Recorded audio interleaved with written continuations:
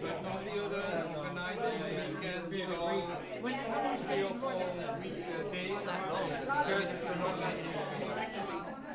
maybe I'm wrong. My wife says, keeps on saying,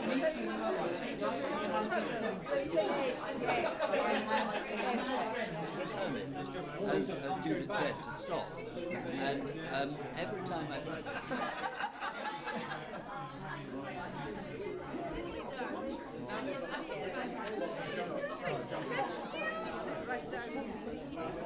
Huge aquarium. Japanese translation.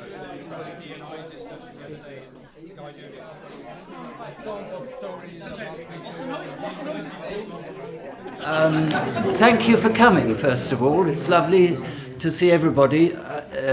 I wrote about epidemics, but it was really an excuse to get together in this room, which actually I first knew 70 years ago when I came here for a voice trial to become a chorister at Magdalen College, and I was just about to go out of this door here because I'd worked hard all day doing sums and writing and singing bits and pieces, and I said to my mother, "We've finished, we can go, we've got to get the train."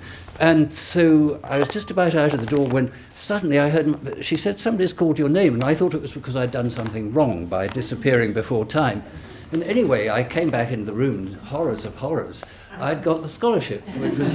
So, I mean, that's where it started. It was this room 70 years ago, and it's really like now. We were all little boys sat around on chairs. And so that was it. Anyway, I'm going to welcome you, say thank you for coming, and pass on to Dr. Judit Kiraly, who's a historian who wants to say a few words before I talk a little bit about the book, because it's a history that, you know, interests me. It may interest everybody, but it may not.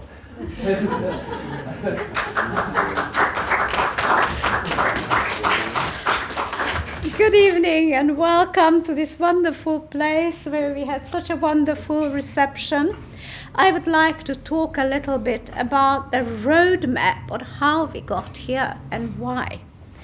As you know, John has a fantastic education and a very varied point of interest. And when he was our GP, general practitioner in Nice, where I live, he used to be the most popular doctor. Everybody used to go to see Dr. Brooke. And when Dr. Brooke announced that he is retiring, we were devastated. He said to me, "You know, Judit, I'm going to play the organ, ride the bike, go sailing." Fair enough.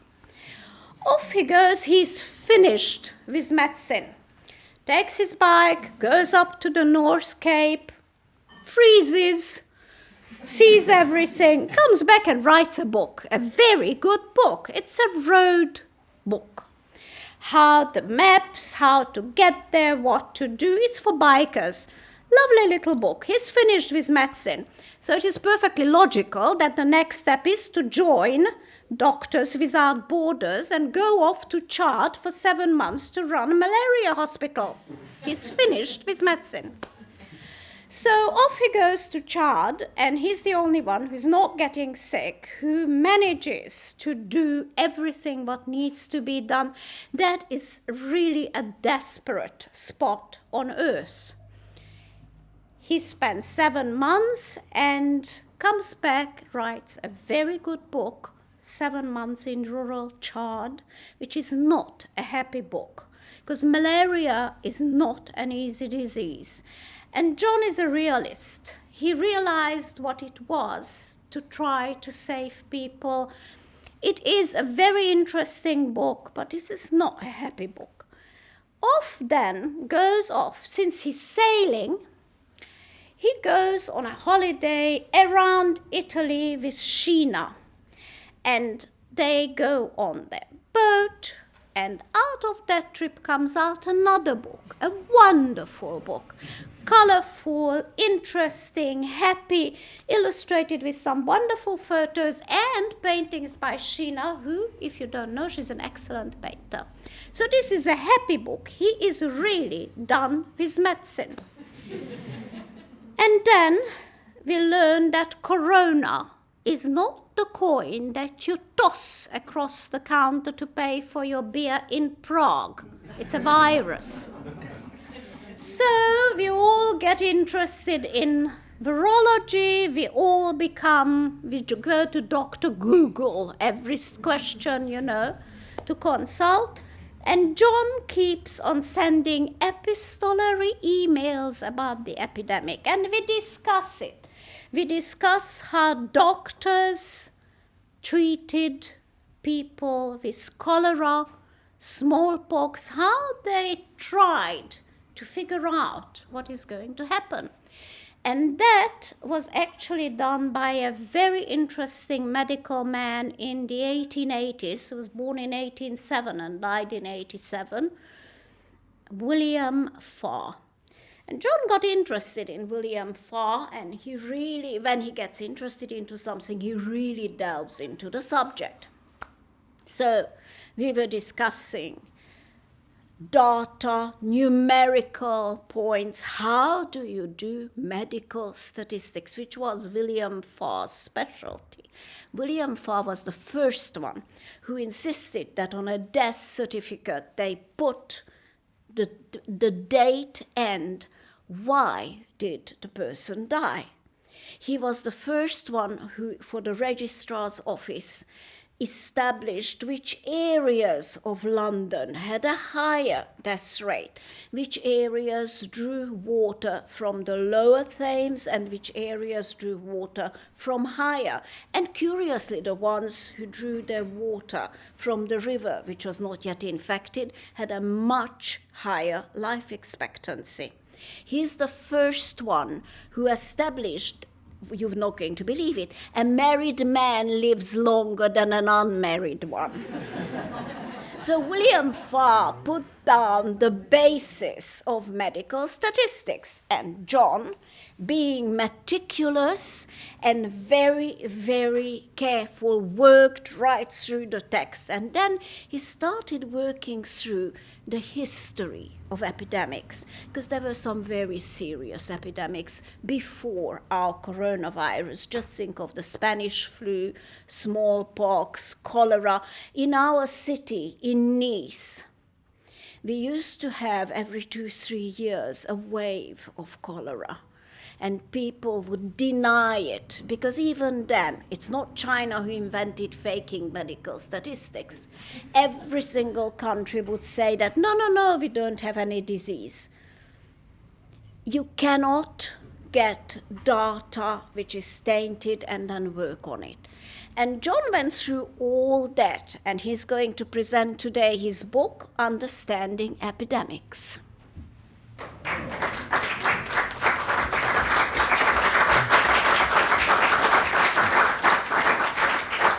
Thank you very much, Judith. Very kind. Well, I'm going to talk about epidemics as briefly as possible, because we've all really had quite enough of them. But epidemics, we're surprised at this time that epidemics have disturbed our society and our life so much. But in fact, if you look back in history, it's almost certain that epidemics brought a premature end to the Roman Empire. The Romans had 3 terrible epidemics during their time, and because the Romans were very logical sort of people, they could never understand, because, as I write about it, understanding the Great Plague is an incredibly difficult thing to understand how it spreads. So the logical and wise Romans were desperate, really, because by that time some of the fields and lands had been almost left unattended.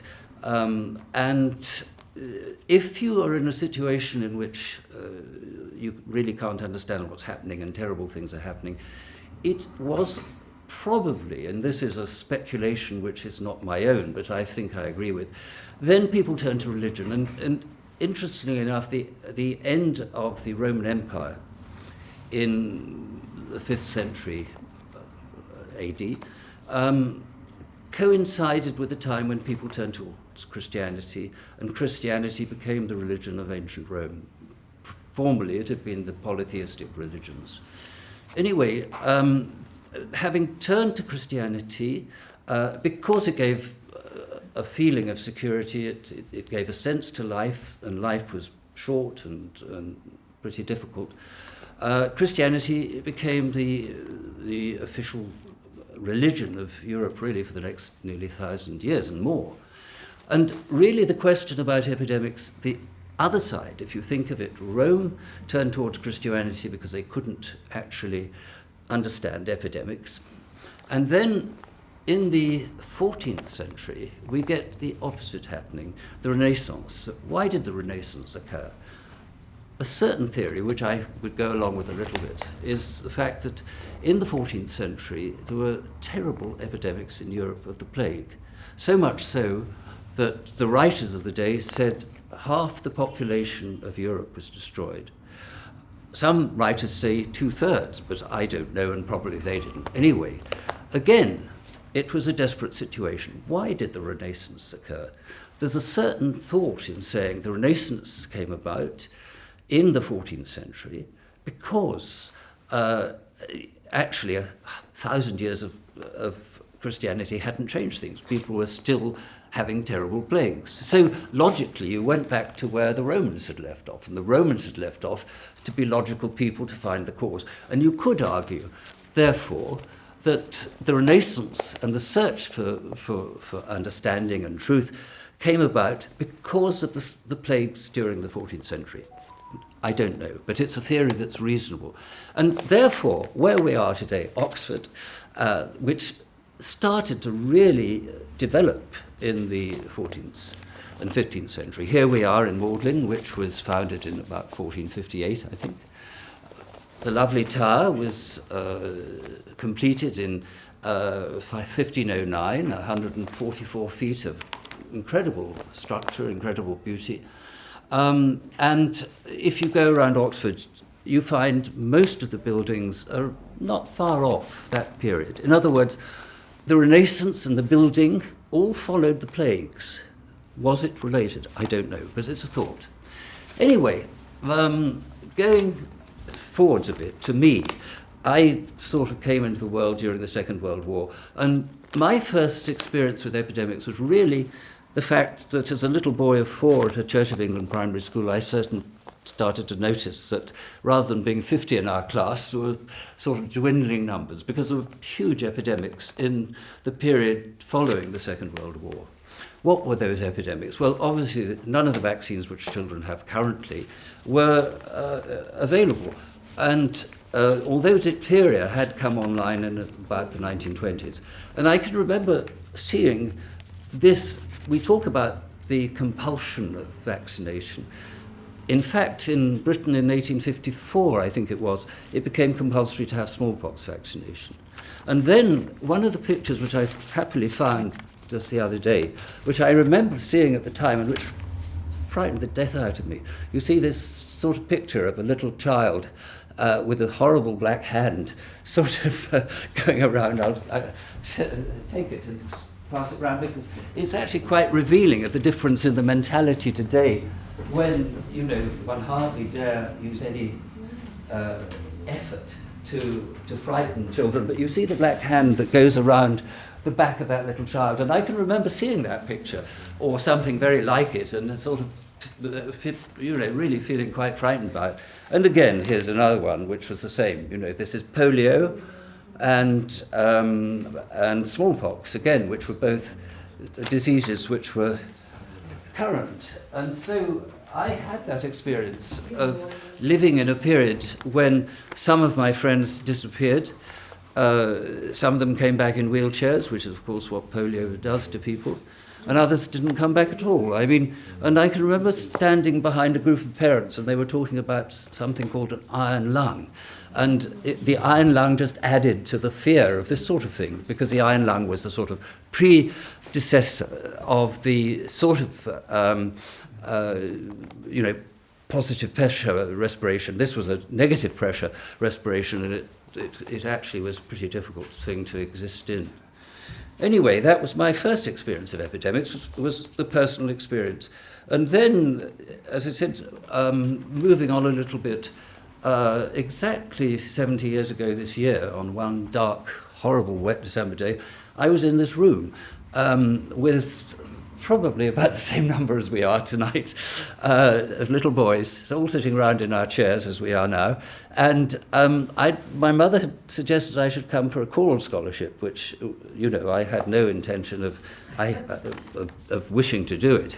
And anyway, you spent the day doing sums and singing and, I don't know, a few other things. It seemed to be a very long day on a very wet, cold, nasty, dark day. And I was just heading for this door to go home. And suddenly I heard somebody say, John Brooke, and I thought it was because I was disappearing before I should have done. I thought there was maybe something else to go through before the ordeal of the day was over. Anyway, the long and the short of it was they were calling me back because they'd given me the scholarship, which was probably just about as horrific as I could imagine, because, I mean, it seemed to me a terrible thing to have to undertake. I didn't know anything about it. I'd sung a little bit in choirs and things like that. So I ended up here, or rather really here and across the road. It was lovely to be in the choir once I got involved, and very happily, somewhere around here is one of my, the senior choristers. This is Roger Price, who actually was a senior with a beautiful voice, absolutely wonderful voice.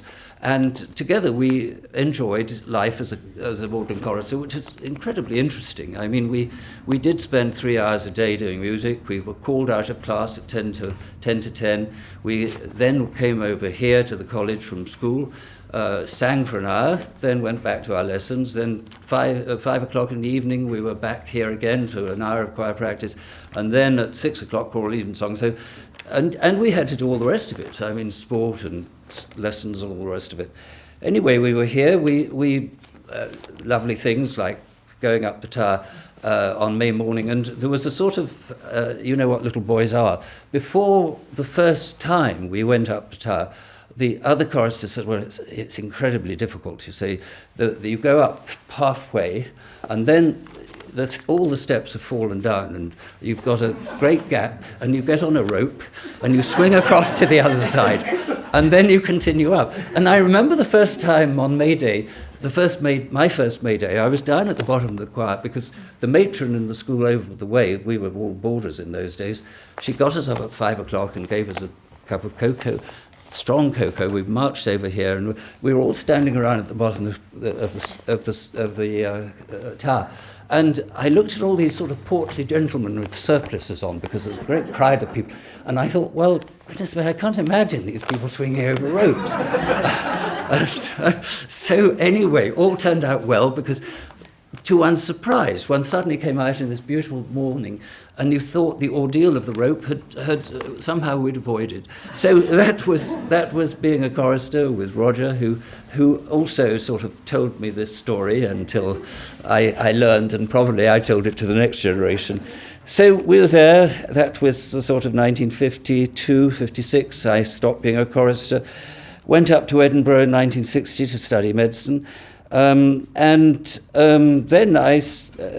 after I qualified, I became the house surgeon to the professor of surgery with Bob Bell. And Bob Bell, who's here today, he was my co-house surgeon, and we both worked together with a chap called Sir Michael Woodruff, who'd done the first transplants in Britain. And I bring him in because actually Sir Michael was an interesting man, and he had been a prisoner of war in Singapore after the fall of Singapore in 1942, and he had obviously lived through all these epidemics. So again, here was a feedback, and I'd read his autobiography, which explained what it was like to be there in epidemic situation in a country which was at war and where malnutrition was terrible. So, and then because I'd got involved with kidneys and things with Woodruff, I became a research fellow briefly in the kidney unit, and I thought, well, you know, medicine's a really interesting subject, and if I spend the rest of the next 70 years just with kidneys, it's probably going to bore me. So I didn't. And so I decided to get interested in the breadth of medicine, and I thought, well, medicine starts in its breadth with birth. So I hiked down to Canterbury and became a senior house officer in obstetrics, and at that period, Hugh Bodger was my co-house surgeon, in fact. I mean, and together we worked very hard, and we produced about 2,500 babies a year in East Kent. So